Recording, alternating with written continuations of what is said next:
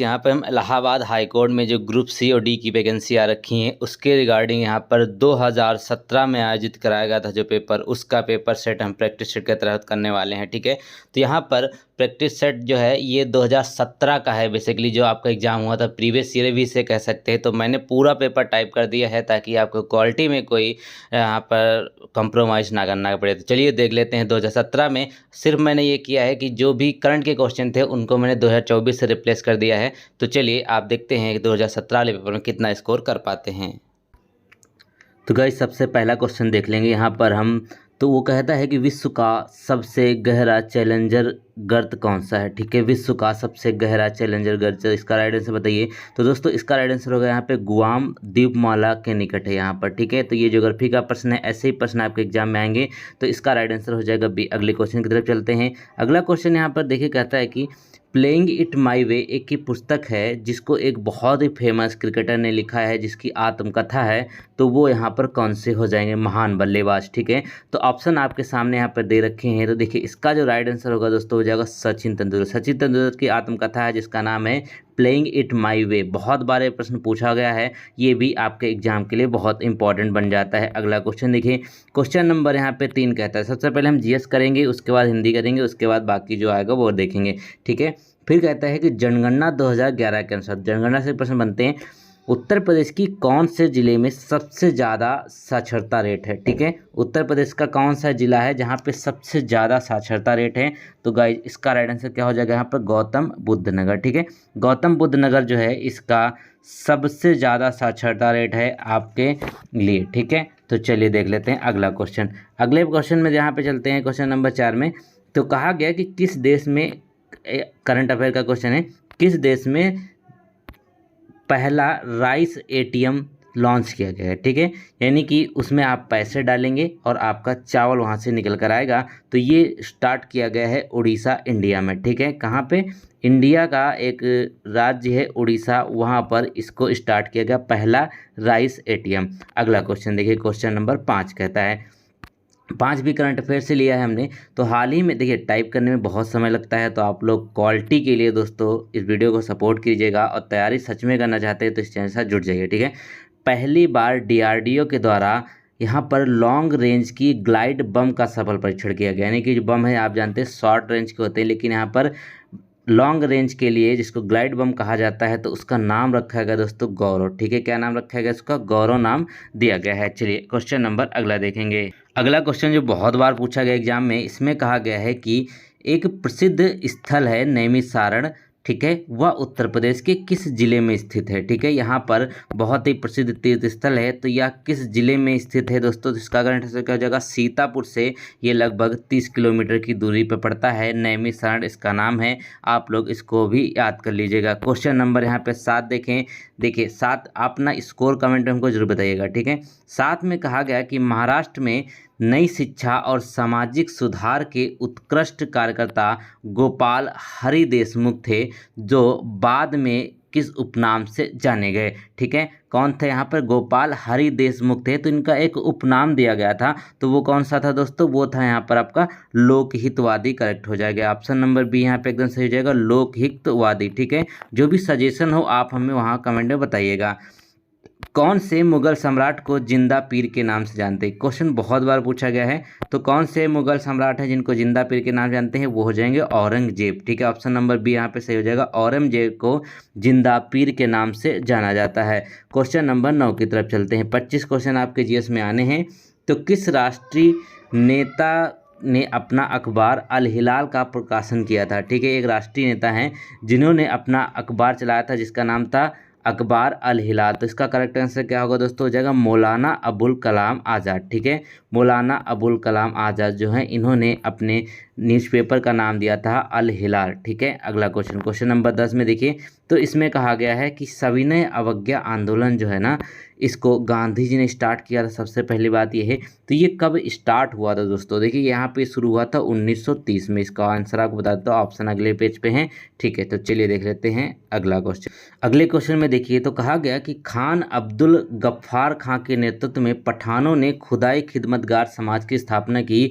जिसे लोकप्रिय रूप से कहा जाता है। ठीक है, अब खुदाई खिदमतगार एक समाज है जिसकी स्थापना करी थी खान अब्दुल गफ्फार खान ने। उसको नाम दिया गया दोस्तों, वो क्या दिया गया, लाल कुर्ती आंदोलन के नाम से भी उसको जाना जाता है। क्या, लाल कुर्ती आंदोलन। क्वेश्चन नंबर 12 में देखिए, तो साइंस से क्वेश्चन है। तो कहते हैं कि निम्नलिखित में से कौन सा बॉक्साइट का सबसे बड़ा उत्पादक, साइंस का नहीं है, ज्योग्राफी का है। ठीक है, चलिए तो ये देखिए बॉक्साइट जो है ना, ये सबसे ज़्यादा कहाँ पे पाया जाता है, वो है ऑस्ट्रेलिया में। सबसे ज़्यादा उत्पादन यहाँ पे होता है ऑस्ट्रेलिया में, किस चीज़ का, बॉक्साइट का। ठीक है, चलिए अगला क्वेश्चन देखेंगे। अगले क्वेश्चन में कहा गया कि बांग्लादेश में गंगा नदी को किस नाम से जाना जाता है।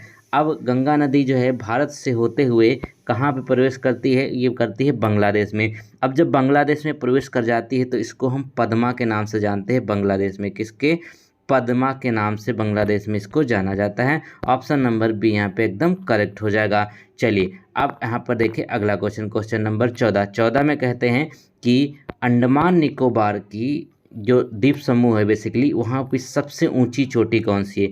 देखिए आप, मैं बता दूं कि मैं ऑलरेडी गवर्नमेंट जॉब करता हूँ। ठीक है, और ये जो एग्ज़ाम हो रहा है ना, ये भी मेरा क्लियर्ड है, तो उम्मीद कर सकते हैं मुझसे कि मैं आपको अच्छा कंटेंट दूंगा।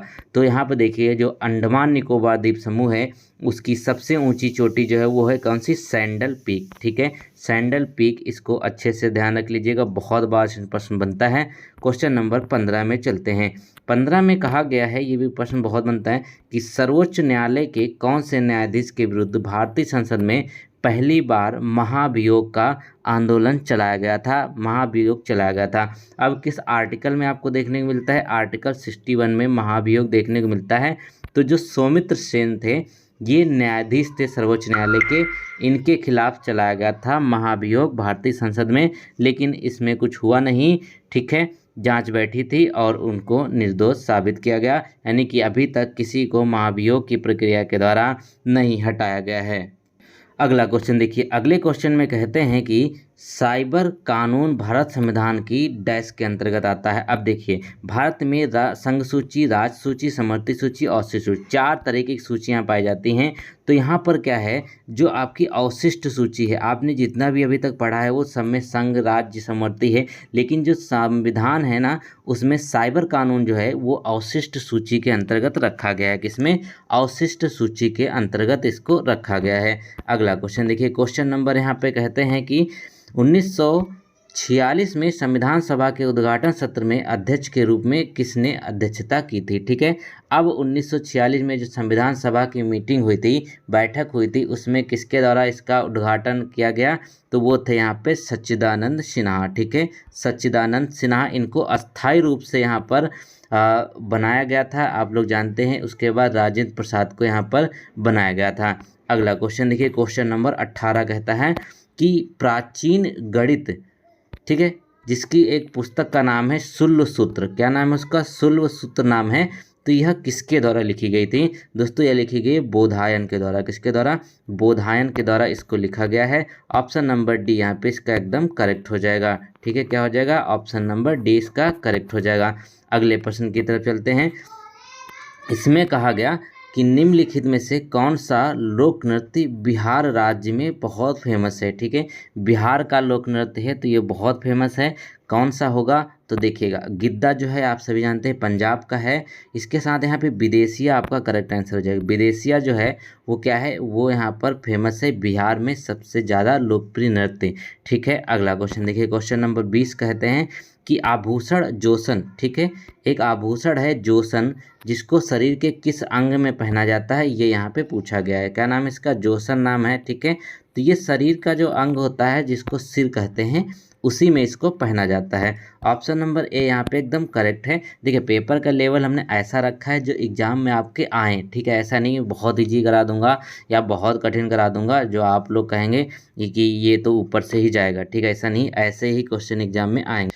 प्रश्न संख्या 21 पे चलते हैं। अब 21 में क्या कहा गया कि भारतीय सब्जी अनुसंधान केंद्र जो है वह कहाँ पर खोला गया। ठीक है। 21 में देखिए भारतीय सब्जी अनुसंधान जो है वो बेसिकली यहाँ पर बनारस में है, ठीक है। कहाँ पे है वो? बनारस में है। अब बहुत सारे जैसे औषधि अनुसंधान है, ठीक है, ये, और चमड़ा अनुसंधान ये आगरा में है। तो इसी तरीके से जितने भी अनुसंधान केंद्र है इसको याद करना आपके लिए बहुत ही इंपॉर्टेंट हो जाता है।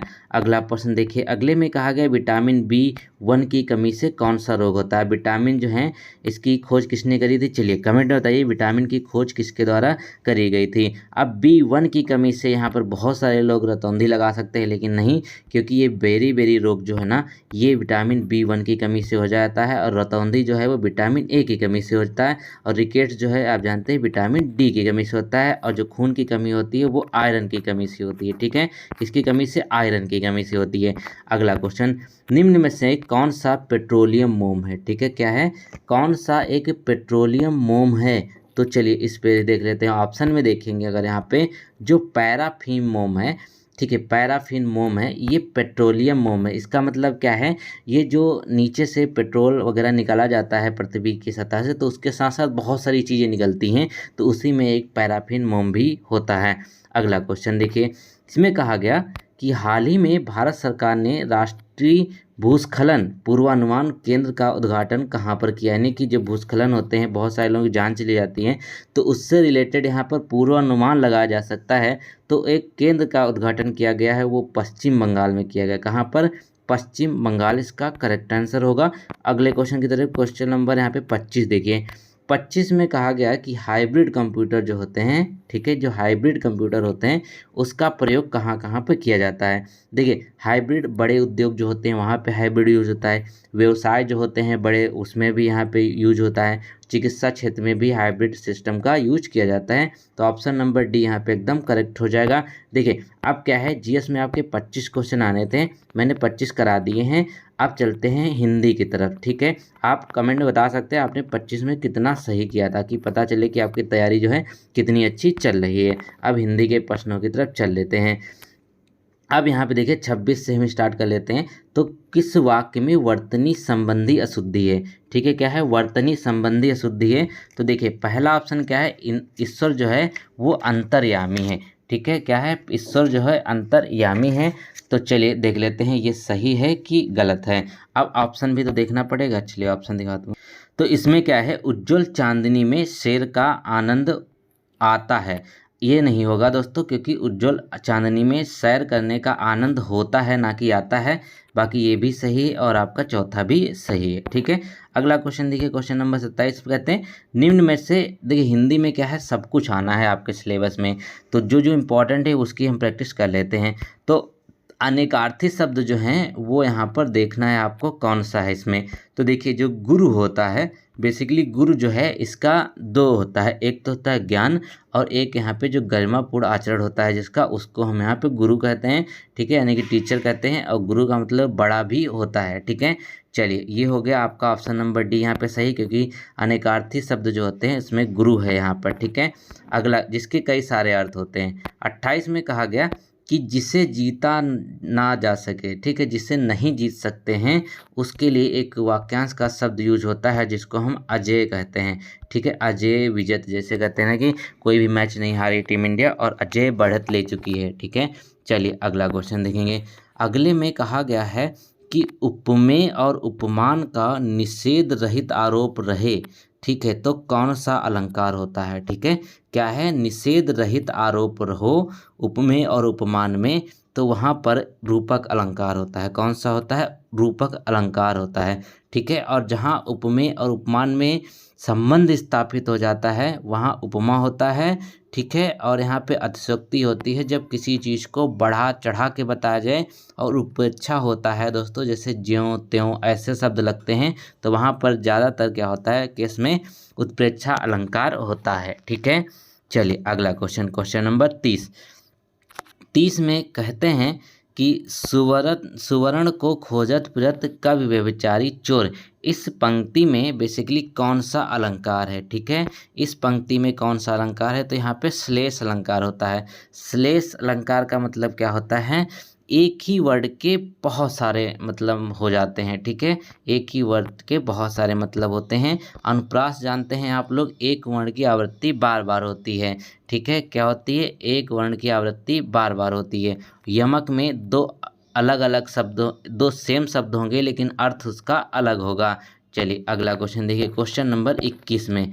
अब रस से क्वेश्चन है, विभत्स रस जो है ना, इसका स्थाई भाव कौन सा है? कौन सा है? विभत्स रस है, इसका स्थाई भाव कौन सा होता है दोस्तों? तो इसका होता है जुगुप्सा। क्या होता है इसका? जुगुप्सा इसका करेक्ट आंसर हो जाएगा। ऑप्शन नंबर डी यहाँ पे एकदम सही होगा। अगले क्वेश्चन की तरफ चल लेते हैं। चलिए ठीक है, तो अगले क्वेश्चन में चलते हैं 32 पे। तो गाइज इसमें क्या है, भाव जिसके हृदय में रहते हैं उससे क्या कहा जाता है, ठीक है। जैसे भाव जिसके हृदय में प्रकट हो रहा है और जिसके हृदय में रह रहा है उसको कहते हैं यहाँ पे आश्रय, क्योंकि वो रह रहा है तो रहने का मतलब क्या, आश्रय होता है, ठीक है। ये थोड़ा जो डीप में पढ़ेंगे तो आपको पूरी तरीके से समझ में आ जाएगा। अगला क्वेश्चन है, दशानन में कौन सा समास होता है, ठीक है। 10 हैं आनन जिसके, 10 हैं आनन जिसके, जिसको कहते हैं हम यहाँ पे बहुब्रीहि समास, यानी कि रावण। जहाँ पर किसी तीसरे का बोध होता है हम उसमें क्या लगाते हैं, बहुब्रीहि समास लगाते हैं, ठीक है। तो दोस्तों क्वेश्चन नंबर 34 कहता है कि जल का पर्यायवाची नहीं है, यानी कि 4 ऑप्शन दिए हैं, इसमें आपको एक जल का पर्यायवाची जो है वो नहीं है, तो उसको देखना। देखिए नीर में जल होता है, तोय भी जल का पर्यायवाची है और पय भी है, लेकिन पीयूष जो है ये दोस्तों अमृत का पर्यायवाची है। किसका है? अमृत का पर्यायवाची है, इसीलिए ऑप्शन नंबर डी यहाँ पे एकदम सही हो जाएगा। अगला क्वेश्चन देखिए, अगले क्वेश्चन में कहा गया जो कृतज्ञ है ना, इसका विलोम क्या होता है, ठीक है। जो कृतज्ञ है इसका विलोम होता है बेसिकली यहाँ पर कहते हैं कृतज्ञ, क्योंकि कृतज्ञ का मतलब होता है किए गए उपकार को मानने वाले को कृतज्ञ कहते हैं, और जो उपकार को नहीं मानता उसको कृतज्ञ कहते हैं। तो ऑप्शन नंबर बी यहाँ पे एकदम करेक्ट हो जाएगा, नहीं कृतज्ञ का विलोम जो है वो कृतज्ञ होता है। अगला क्वेश्चन देखिए, अगले क्वेश्चन में यहाँ बात करें, निम्न में से कौन सा शब्द तद्भव है, ठीक है। इनमें से एक शब्द आपको तद्भव फाइंड करना है, वो कौन सा हो। तद्भव मतलब है जो आम बोलचाल की भाषा में है, जो संस्कृत से नहीं आए हैं। जो संस्कृत से आए होते हैं वो होते हैं तत्सम शब्द, ठीक है। तो अगर यहाँ पे देखें जो वत्स है ये भी आपको लग रहा है कि ये तत्सम है, बिल्कुल सही बात है। रात्र ये भी तत्सम है और वायु ये भी तत्सम है यहाँ पर, लेकिन जो आपका काज है इसका बेसिकली तत्सम जो होता है वो कार्य होता है, ठीक है। क्या होता है इसका? तत्सम कार्य होता है। तो ऑप्शन नंबर सी यहाँ पे एकदम करेक्ट हो जाएगा।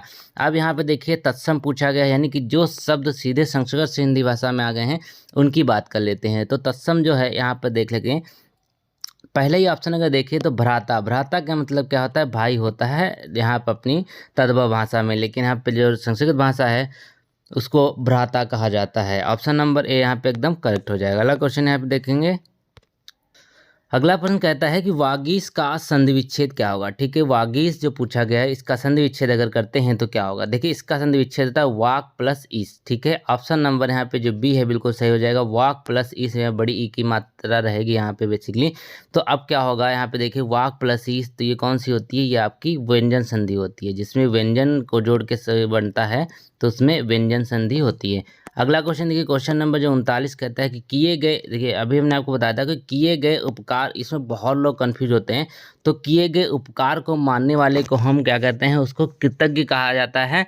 ऑप्शन नंबर सी यहाँ पे एकदम करेक्ट हो जाएगा। और जो उपकार ना मानता उसको यहाँ पे कृतज्ञ कहा जाता है, इसीलिए इसका अपोजिट ये होता है कृतज्ञ। अगला क्वेश्चन देखें, यहाँ पर मुहावरे का अर्थ बताना है आपको। तो दोहरा लाभ अर्थ के लिए सही लोकोक्ति क्या होती है, ठीक है।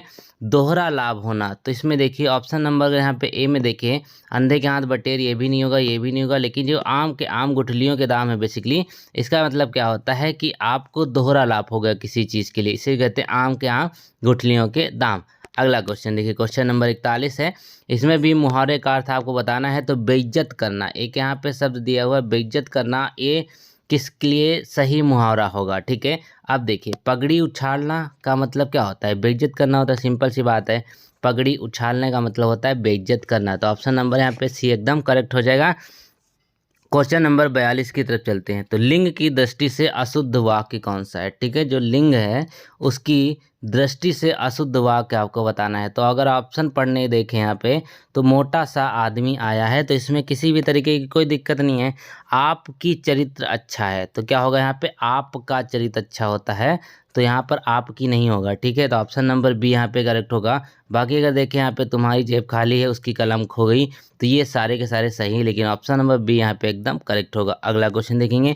अगले में कहा गया कि वचन की दृष्टि से अशुद्ध वाक्य। अब इसमें वचन की दृष्टि से यानी कितने वचन प्रयोग हैं उसमें देख लेते हैं।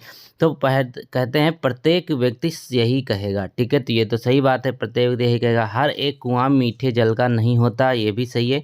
मैं उनकी सज्जनता पर मुग्ध हूँ, ये भी सही है। लेकिन गलत क्या है, उसका प्राण निकल गया। उसके प्राण होता है, ना कि उसका प्राण होता है। तो ऑप्शन नंबर डी यहाँ पे एकदम करेक्ट होगा। अगला क्वेश्चन देखिए, क्वेश्चन नंबर 44 पे। अगला क्वेश्चन कारक से पूछा गया है। देखिए यहाँ पे ये आपका अंडरलाइन था, ब्राह्मण को, ठीक है। तो अब देखिए, कहते हैं कि वाक्य में रेखांकित पद में कारक क्या होगा। देखिए कारक क्या, जब किसी चीज़ को कहीं पे दी जाती है, वस्तु उससे चीज़ अलग हो जाती है, तो वहाँ पे क्या होता है, संप्रदान होता है, ठीक है। क्या होगा यहाँ पर, संप्रदान कारक हो जाएगा। ऑप्शन नंबर यहाँ पे आपका सी एकदम करेक्ट हो जाएगा। क्वेश्चन नंबर 45 की तरफ चलते हैं। 45 में कहा गया कि इनमें से कौन सा एक वाक्य जो है भूतकाल का है। क्या है, कौन सा एक वाक्य जो है वो भूतकाल का है। तो इसको पढ़ के देखिए, आपको पता चल जाएगा। तो कहते हैं कि यदि वह आता तो मैं भी जाता। तो पहला ही सेंटेंस आपको देखने को मिली, यदि वह आता जाता तो मैं भी जाता। तो यहाँ पे क्या, हेतु मध्य भूतकाल होता है। यहाँ पे ऑप्शन नंबर ए करेक्ट हो जाएगा। बाकी यहाँ पे देखिए, ये होगी, ये भविष्य का है, उसने खाया है, ये प्रेजेंट का है, मोहन ने पढ़ा, ये भी प्रेजेंट का है। तो ऑप्शन नंबर ए यहाँ पे एकदम करेक्ट हो जाएगा। चलिए अगला क्वेश्चन देख लेंगे। अगले में क्या है दोस्तों, अब पैसेज है, ठीक है। 5 नंबर का आपका पैसेज आता है। पैसेज तो आपके समझ लीजिए बिल्कुल फ्री के नंबर होते हैं। तो चलिए देख लेते हैं। ये पूरा पैसेज है, आप लोग वीडियो पॉज करके पढ़ लीजिए, ठीक है। प्रथम विश्व युद्ध में मित्र शक्तियों का प्रमुख शत्रु जर्मनी था, ठीक है। ये पूरा पढ़ लीजिए दोस्तों, पूरा का पूरा टेस्ट दिया कीजिए जब देते हैं तो।